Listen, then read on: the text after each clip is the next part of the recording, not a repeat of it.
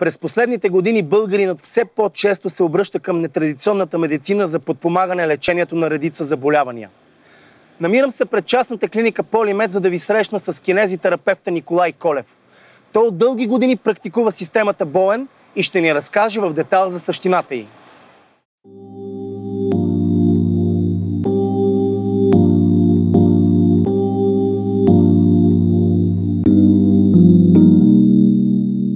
Николай Колев е завършил Русинският университет Ангел Кънчев, специалност кинезитерапия. Завършва магистратура по кинезитерапия в неврологията, традиционни китайски методи на лечение и мануална терапия в Националната спортна академия. Също така притежава магистърска степен по здравен мениджмънт от Медицинският университет в София. Господин Колев, благодаря ви за поканата да осъществим това интервю. И за начало бих искал да отбележа, че напоследък в България доста се заговори за системата Боен, тъй като бе осветлена от някои медии. Но нека за хората, които за пръв път чуват тази методика, да разкажете в детайл откъде произлиза и какво представлява. Методиката Боен идва от далечна Австралия. Нейн автор е Том Боуен. Неговата биография е интересна. Той не е имал медицинско образование. Той е бил дърводелец, искал да учи медицина, баща му не е разполагал средства да го изучи и е бил принуден да стане дърводелец, той като баща си. Но в последствие почва да помага на различни хора при различни проблеми. Първият му пациент е била жена му, която е страдала от астма, бронхиална астма, на която той многократно е помогнал и в последствие почва да помага и на други хора, които са били около него. Вследствие славата му се разраства, почва да помага на десетки хиляди хора ежегодишно за най-различни проблеми и страдания. Интересното при методиката е, че е много деликатна, много нежна, много нетравмираща, много неинвазивна и същевременно с това има осъзнаем депо ефект. Процедурите средно се провеждат веднъж седмично, като при някои пациенти се налага процедурите да бъдат даже на по-голям интервал от време, на 10 дена, 2 седмици, в зависимост от типа на заболяването. Друго интересно при методиката е, че почти няма заболяване, което да не се повлиява благоприятно от нея, защото тя влияе изключително мощно и дълбоко на цялата вегетативна нервна система.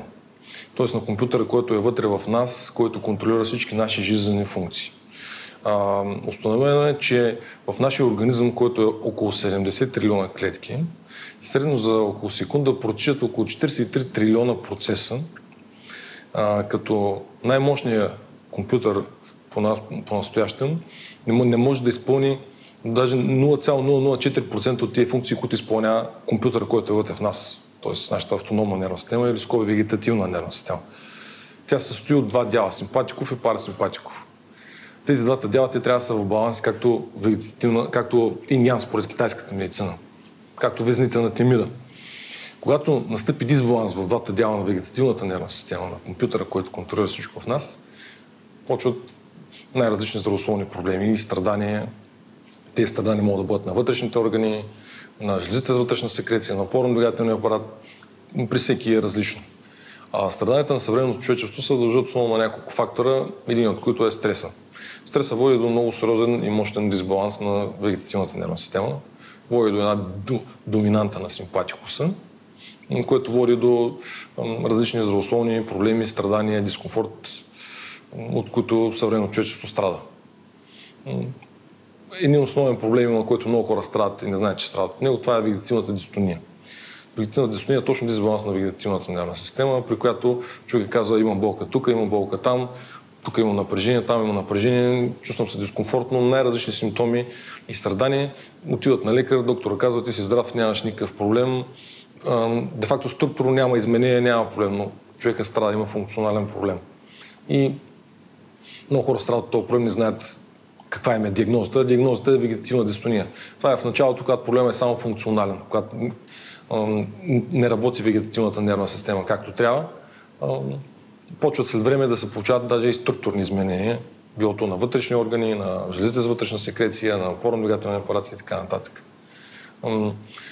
Чрез техниката Боен се въздейства много мощно, пак казвам, на вегетативната нервна система, посредством кожата и подкожието, защото по време на ембрионалното развитие на плода, когато бебето е в корема на майката, кожата и нервната система се развиват от едно общо мехурче. В последствие връзката между кожата и нервната система е изключително тясно. Най-добрият начин да въздействаме на нервната система е посредством кожата и подкожието. Защото ако си представяме компютър, който е вътре в нас като и мощен процесор, кожата играе ролята на клавиатура, посредством която ние изпращаме специфични сигнали към вегетативната нервна система. И ако клавиатурата, грубо казано, е посипана с прах или пепел, колкото е штракаме да натискаме, ефекта, това, което напишем, няма да има смисъл, няма да има съдържание, няма да има послание. Грубо казано, говорим за един обикновен масаж. Пациентът отива, искам масаж, омачкване, сигнала, това, което възприема нервната система е един хаос, нищо конкретно.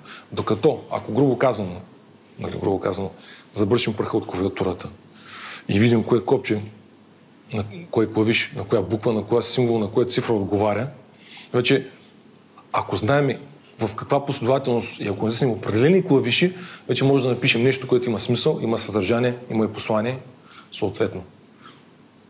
Това е, така се каже, грубо казано, един от принципите на въздействие на болен терапията. Тя има много научни обяснения. Едното е пиезоелектричния заряд, който се генерира в фасцията, във всички фасциални слоеве, защото е доказано, че разгъната площ на фасцията при възрастен индивид е около 4 квадратни километра. Какво представлява фасцията? Фасцията е една съединителна тъкан на ципа. Всеки вътрешен орган е вид в фасция. Всеки кръвоносен съд е вид в фасция. Всеки мускул е вид в фасция. Мускулите се отделят един от друг от различни фасциални слоеве. Вътре в самите мускули има преплетени фасциални слоеве. Въобще това е една подценявана структура, която все повече така добива, как да се изразя, авторитет в кавички сред медицинските среди и все повече внимание почва да й се обръща. Интересното при нея е, че структурата е подобна, както тези LED дисплеите. В нея има много голямо съдържание на фотони и ликвор, благодарение на което може да се генерира нисък пиезоелектричен заряд. А този заряд има изключително мощен лечебен ефект. Особено характерното при болен движението е, че се извършва напречно. Има 3 етапа. Има изтегляне, провокация, де-факто задържане и прехвърляне напречно върху мускулното коремче, съответно върху фасцията, която го ловила. Това води до едно мощно генериране на силен пиезоелектричен заряд, който мигновено се разпространява всички фасциални слоеве. И съответно има изключително мощен благоприятен ефект върху всички органи, всички структури, всички кръвоносни съдове, всички жили с вътрешна секреция. Това е един от ключовите така за въздействие на цялостен холистичен ефект на методиката върху целия организъм. Другият така интересен научен факт, който обяснява действието на методиката, това са солитонг вълните. Това са скобите и наречени микроцунами вълни, които се генерират по време на самото болен движение. Пак повтарям с прехвърлянето, задържането, провокацията и след това прескачането върху мускулното коремче води до създаване на тъй наречените микроцунами вълни, които почват да се разпространят из организма и също имат изключително мощен лечебен ефект. Кожата, подкожието, фасцията, човешкият организъм е много интересно, много сложно, много така дълбоко устроен. Има различни проприорецептори. И в зависимост от начина, по който ние въздействаме на кожата и подкожието, може да въздействаме на различни проприорецептори. Едни от тях са телцата на Голджи, телцата на Пачини, телцата на Руфини, интерорецепторите. И в зависимост от начина, по който ние въздействаме, може да въздействаме на различни рецептори, съответно ефекта, резултата, който ще постигнем е различен. Телцата на Голджи, те се намират в мускулосухожилния преход, повече в мускулния преход. Те се повлияват под дълбок, силен натиск. Ефекта, който се получава, когато се въздейства на тях е дълбока миорелаксация в зоната. Много мощна дълбока миорелаксация. Ако искаме да въздействаме на телцата на Пачини, трябва да въздействаме, натиска трябва да бъде дълбок, защото те се намират в дълбоките фасциални слоеве. Те се намират на границата на мускулно-сухожилния преход, повече в сухожилията.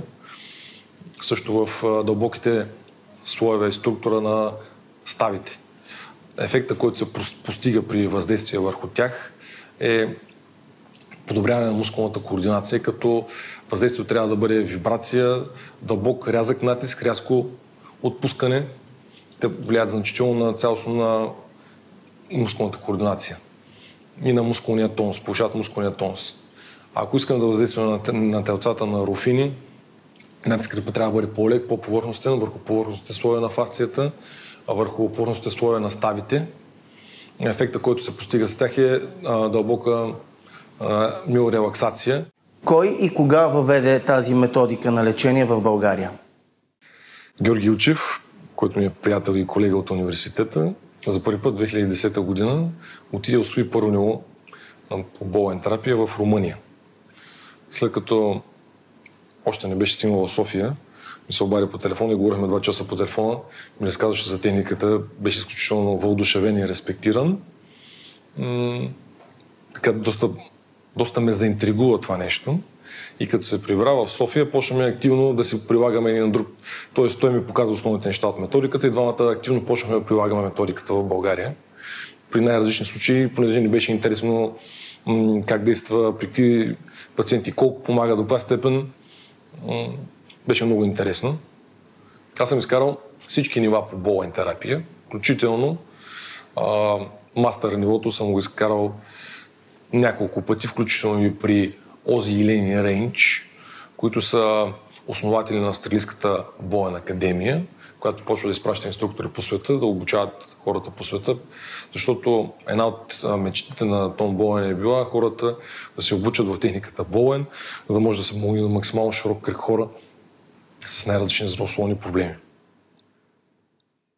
Господин Колев, бихте ли ни разказали и демонстрирали как точно протича една ваша терапия?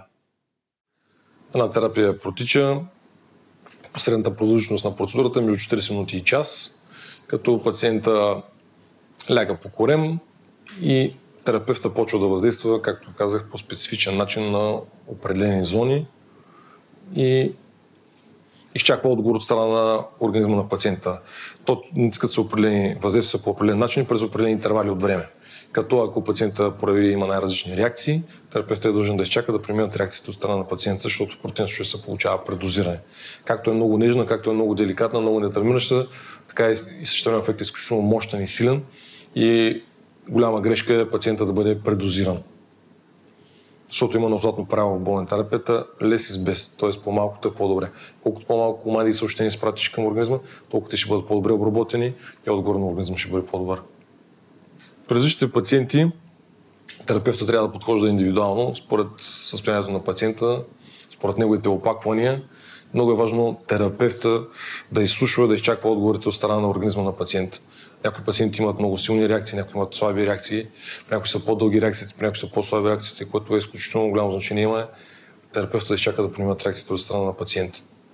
Пациентите обикновено изпадат в една такава много мощна, много дълбока парасимпатико-доминанта, но дълбоко релаксирано, приятно състояние, където повечето съобщават как чуват, усещат всичко, но едва ли не усещат как всяка една клетка на тялото им изпитва удоволствие от състоянието, дълбокото релаксирано състояние, в което са изпаднали. Това е точно защото пациентите изпадат в такава мощна парасимпатико-доминанта. Защото доскоро са били в мощна симпатико-доминанта, благодарение на терапията те изпадат в парасимпатико-доминанта. Когато организмът почва да се възстановява, почва да релаксира, почва да регенерира. Разкажете ни, кои хора могат да се подложат на тази терапия и съществуват ли заболявания, за които е противопоказно да бъдат третирани с болен? Това е една от малкото методики, които няма де-факто противопоказания. Тя, ако не помогне, няма как да навреди. Разбира се, ако терапевтът е достатъчно квалифициран и не предозира пациента, защото е възможно да се получи в един момент известно предозиране, на което човек може да се почувства изморен, отпаднал и така нататък, но това са не особено осъзнаеми такива симптоми. Терапията се влияят много добре бременните, защото има много методики, които не могат да се прилагат при бременни. Почти няма заболяване и страдания, които да не се влияят благоприятно от методиката. Изключително благоприятно се влияят проблемите на опорно-двигателния апарат, проблемите на гръбначния стълб, както много хора страдат в съвременния свят, проблеми на врата, на кръста, на гърба, поради тоновете статично претоваряне, на което сме подложени. Структурите около гръбначния стълб и самия гръбначен стълб почва да страдат. Те се влияят изключително благоприятно от методиката. Също проблеми на железите с вътрешна секреция, проблеми на вътрешните органи. Почти няма нещо, което да не се влияе. Всичко, което се влияе от вегетативната нервна система и контролирано от вегетативната нервна система, се влияе много благоприятно от методиката. Това, което искам да кажа е стреса. Стреса много добре се влияе от методиката. Има много пациенти, които идват именно точно заради стреса. и казват, аз се чувствам добре, искам да продължа, се чувствам добре, спокойно ми е, леко ми е, не се ядосам, не се напрягам за неща, за които съм се напрягал. Сега съм спокоен, искам да се чувствам така и продължават да идват. Съня се повлияе изключително добре, психоемоционалното състояние. Това е една от малкото методики, които влияе много комплексно, холистично, цялостно, глобално на целия организъм. Тя не влияе само на определен момент. Тя балансира организма. Ти като вкараш организма в баланс, той има своите лостови механизми да се справи с всеки проблем, независимо от какво естество е. Просто слоевете и пластовете почват да се наместят. Ако се върнем назад в миналото, представителите на традиционната медицина не гледаха с добри очи на различните форми на алтернативно лечение, но напоследък, точно благодарение на добрите резултати, показани от тези методики, все по-често се наблюдава умишлена комбинация между традиционна медицина и алтернативно лечение. Съществува ли такъв пример от вашата практика? Да, има много пациенти, които си приемат медикаменти, предписани им от традиционен лекар, така да се каже. И успоредно с това да си провеждат процедури. Комбинацията е доста успешна. Също с хомеотерапията, но комбинацията е доста успешна. В Австралия методиката е официално реимбурсирана от здравната каса. И задължително там на всеки пациент, преди и след някаква оперативна интервенция, му се провежда болен терапия. Защото когато се проведе преди самата интервенция, пациентът много по-лесно понася операцията или каквато ще бъде тази интервенцията. Ако веднага след това му се направи процедура, много по-бързо се възстановява пациентът от самата интервенция. Съществува възможност методиката и в Европа, в много страни в Европа, да бъде реимбурсирана от здравната каса. Господин Колев, когато си правите равносметка, откакто сте започнал да практикувате системата Боен, какъв е процентът на успеваемост и към кои заболявания е най-сериозно изразен? Основният контингент от пациенти, които идват при мен, са хора с проблеми на опорно-двигателния апарат и смело мога да твърдя, че около 80% от тях се повлияват изключително благоприятно. Има един процент от около 20%, които нямат осъзнаемо подобрение, но това до голяма степен се дължи на нежеланието им да почнат да правят упражнения, да почнат да се движат повече, да почнат да пият повече вода, нежелание да си променят начина на живот, вредните навици и така нататък. Защото за да помогне терапевт на даден пациент, преди всичко трябва да съществува желание на самия пациент да бъде излекуван. Да не говорим, че има някои хора, които обичат да бъдат съжалявани, обичат да бъдат страдащи, обичат да са жертви, обичат да другите ги гледат със съжаление. Такъв тип пациент също не може да се помогне. Но пациенти, които имат солидно желание да оздравеят, да се чувстват по-добре и са готови да положат грижи и усилия, методиката помага почти на 100%. Господин Колев, интересувал ли сте се за мнението на изтъкнати лекари от различни области на медицината относно влиянието на системата Боен върху човешкият организъм? Да, Боен терапията придобива все по-широка популярност в медицинските среди. Аз работя в медицински център. Имам много колеги лекари, които прибягват до моите услуги. Имам хора ортопеди, хора невролози, хора микробиолози, дерматолози и така нататък, които се влияят страхотно от методиката. И в първи момент им е доста странно. Защото не могат да си го обяснят, защото е много нежна, много деликатна, много нетравмираща. Но вследствие като след ефекта, резултата на мнението им коренно се променя и почват да ми изпращат и пациенти. Господин Колев, какви други методики на алтернативно лечение прилагате на вашите пациенти? Кръгът от методики, които използваме, е доста широк. Според пациента преценявам кое е най-адекватно, най-доброто за него. Една от методиките е лечено-манипулативния масаж на терии, при която терапевта извършва пасивно движение на раздвижване на крайник на даден мускул, на дадена става и същевременно мускулно-мануално обработва дадената зона, което влияе изключително благоприятно при всеки възпалителни проблеми, при болков синдром, при уплътнение, при срастване в мускулите, в сухожилията, при всеки състояния на дискомфорт. Друга методика е позиционното лечение по Макензи. Той е стигнал до интересен извод. Един от пациентите му, който е бил с много силни болки пред кабинета, е викал ловко и в един момент е спрял да ловка и да пъшка. И като излезе от кабинета, той видял, че е легнал по корем и му е станало интересно как и защо се повлия този човек. И почна да се прави експерименти, да поставя пациентите в тъй наречената позиция по корем с леко подигане на гръдния кош нагоре, което създава сили на вакуум дълбочина в междупречен диск и до прибиране на междупречен диск, който е компресирал дадена нервна структура. Друга методика е рефлексотерапията, чрез която терапевтът въздейства на ключови рефлекторни зони, било то на ходилата, на дланите, на гърба, влияе и на даден вътрешен орган основно. Всеки вътрешен орган има рефлекторна зона, която е много богато иннервирана и връзката между вътрешния орган и зоната е изключително тясна. И при въздействие на рефлекторната зона се получава мощно повлияние на засегнатия орган. Другата система е системата Мълиган. Основният принцип на тази методика е, че терапевта коригира позиционната грешка на дадена става. Много пациенти идват с болка в лаката, в коляното, в глезена, в рамото и се оказва, че не са се повлияли от различни видове физиотерапията, най-различни мекотъкани въздействия.